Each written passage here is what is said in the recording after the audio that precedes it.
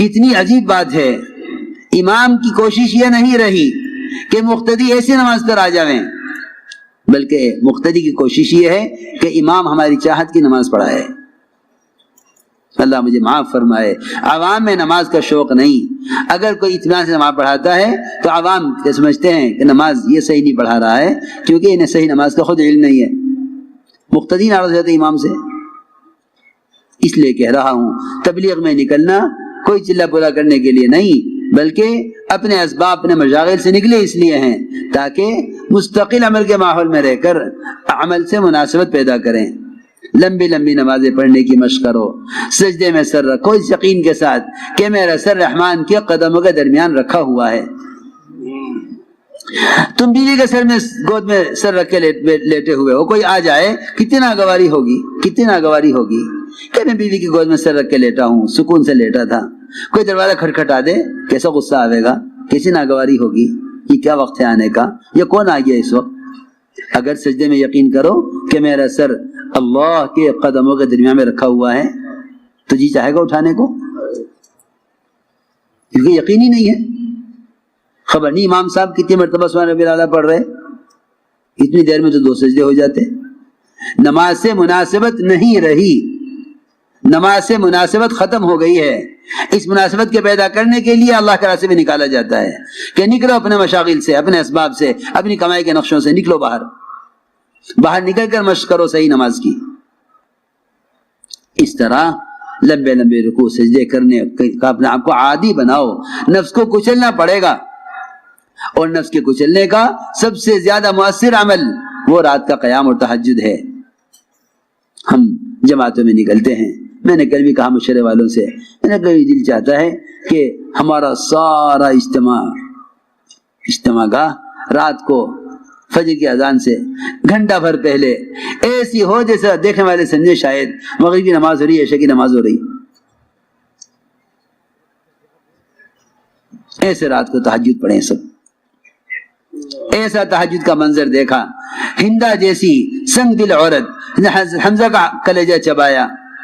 اس منظر کو دیکھ کر ابو سفیان سے کہا، ابو سفیان ایک طرف ہٹ جا، میں نے تو اسلام قبول کر لیا۔ رات کا صحابہ کی تہجد کا منظر جو میں نے دیکھا تو نے نہیں دیکھا۔ یہ تھا اصل کام۔ یہ صحابہ اس طرح اپنے آپ کو خروج کے زمانے میں اس طرح مقام پر رہتے ہوئے تہائی رات مسجد کے لیے ایک حصہ مسجد کو دیتے تھے۔ وہاں یہ نہیں کہ مسجد میں تالا لگا تو نماز ہو چکی۔ خدا اس زمانے میں مسجد میں تالے لگتے اس لیے ہیں کہ مسلمان کو نماز کے علاوہ مسجد کو وقت دینے کا علم ہی نہیں ہے، اسے معلوم ہی نہیں کہ نماز مسجد کا ایک ضمنی عمل ہے۔ اصل مسجد کا عمل تعلیم کے حلقے تھے، مسائل کا سیکھنا تھا، ایمان یقین کے حلقوں میں بیٹھنا تھا۔ اس درمیان نماز کھڑی ہو جاتی تھی تو وعدوں کے یقین سے نماز پڑھتے تھے، مسائل کے دھیان سے نماز پڑھتے تھے۔ اس زمانے میں مسجد صرف نماز کے لیے رہ گئی ہے، یہی وجہ ہے کہ نماز پر جہالت غالب ہے، اور اکثر وقت مسجد اکثر وقت بند رہتی ہے۔ اگر کوئی تقاضا پیش آ جائے، کوئی مسافر گزرنے لگے تو اسے مسجد میں نماز کی جگہ نہیں ملتی کہ وہ تالا بند ہے کہ نماز ہو چکی جاؤ۔ حالانکہ ابن عباس فرماتے ہیں نماز ہو چکے فانتشروا فی الارض وابتغوا من فضل اللہ، نماز کے بعد پھیل جاؤ مسجد میں علم کے حلقوں میں۔ ابن عباس یہ فرماتے ہیں کہ اس سے طلب علم مراد ہے، طلب رزق مراد نہیں ہے۔ میں تو اللہ سے دعائیں کرتا رہتا ہوں، کہتا رہتا ہوں کاش یہ ہمارے سال لگائے ہوئے بجائے اس کے کہ اگر کسی مدرسے میں تقرری ملے تو پڑھاویں ورنہ تجارت کر لیں۔ کتنی نکمے پن کی بات ہے۔ اللہ نے تمہیں علم دیا ہے، تم مسجدوں میں علم کے حلقے قائم کر لو، محلے کے لوگ آویں، تم سے مسائل پوچھیں، تم سے نماز سیکھیں، تم سے اپنے گھریلو مسائل آ کے تم سے پوچھیں۔ یوں دل چاہے کہ ہر مسجد مدرسہ بن جاوے، یہ دل چاہے ہر مسجد مدرسہ بن جاوے۔ اتنے علماء فارغین ہیں، اگر ہر عالم معلم بن جاوے تو امت سے جہالت ختم ہو جاوے، جیسے ہر مالدار زکوٰۃ دینے والا بن جاوے تو امت سے فقر ختم ہو جاوے۔ مگر یوں سوچتے ہیں کوئی ہم سے پڑھنے کے لیے آئے گا تو سوچ لیں گے، کوئی ہمیں پڑھانے کے لیے بلائے گا تو پڑھا دیں گے۔ حالانکہ یہ انبیاء کے وارث تھے، ان کے پاس علم اللہ کی طرف سے امت کی امانت ہے، اس امت تک پہنچانا علماء کے ذمہ ہے۔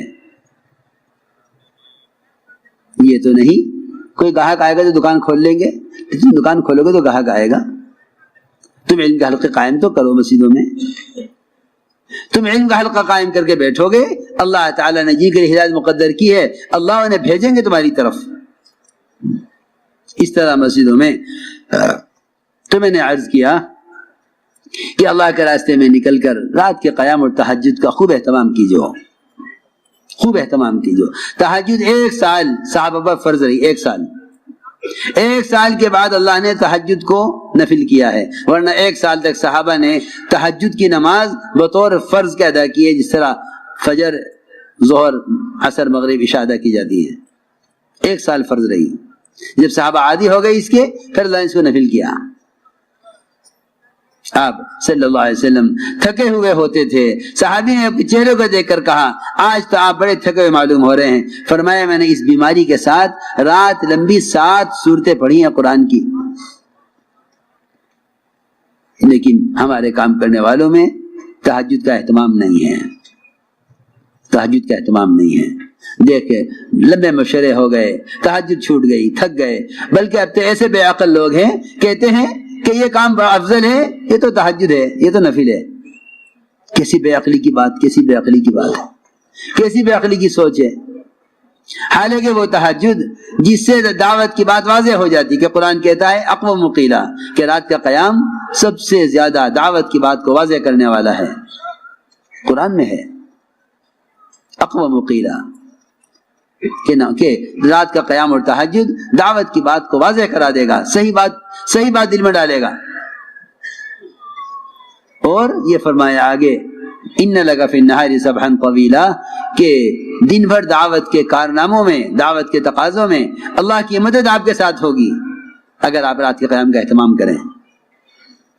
اور سب سے زیادہ نفس کو کچلنے والا عمل ہے رات کا قیام. فرمایا اشد وطئا، کہ نفس کچلا جاتا ہے رات کے قیام سے. اس لیے تہجد کا خوب اہتمام کریں، تہجد کو اپنا معمول بنا لیں. اس میں رزق کی وسعتیں ہیں. تم جا کے اگر یہ نہیں کرو گے تو خدا کی قسم رزق کی وسعتیں سود میں دیکھو گے، جھوٹ میں دیکھو گے.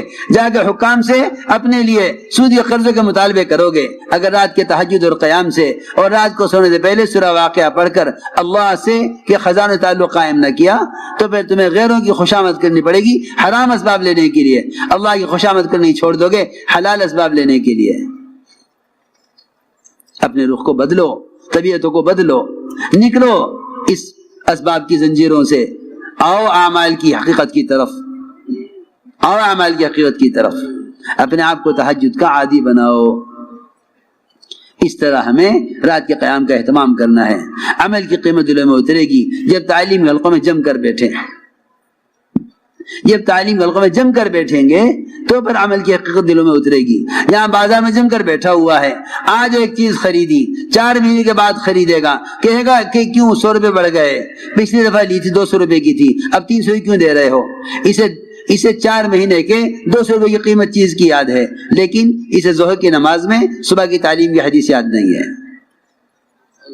اس کو صبح کی تعلیم میں کی حدیث ظہر کی نماز میں یاد نہیں ہے کہ صبح تعلیم میں نماز سے متعلق کیا حدیث سنی تھی، اسے نہیں معلوم،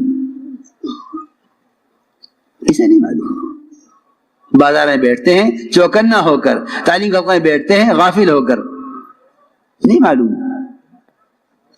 اعمال میں احتساب پیدا کرنے کے لیے تعلیم کے حلقے ہیں، صبح شام تعلیم کے حلقے ہیں، اور تعلیم کے حلقے ہی ایمان کے حلقے ہیں کہ اللہ کے وعدوں کا یقین دلوں میں تازہ ہو. یہ تعلیم کا مقصد تھا. اس لیے جتنی جماعت اللہ کے راستے میں نکل رہی ہیں یہ صبح کی تعلیم میں 3 عمل کریں گی. پہلا عمل کتابی تعلیم جس میں منتخب احادیث ہی پڑھی جائے گی. صبح کی تعلیم میں منتخب احادیث سے تعلیم ہو. سب سے پہلے قرآن کی تفسیر کے حلقے، اس کے بعد منتخب احادیث سے تعلیم.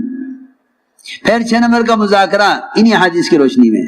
6 نمبر کا مذاکرہ ہمیشہ منتخب احادیث کی روشنی میں کرو، اس لیے کہ 6 نمبر سے متعلق حضرت نے حدیثیں جمع کی ہیں اسی کام کے لیے، تاکہ امت سمجھے کہ یہ 6 نمبر کیا ہیں.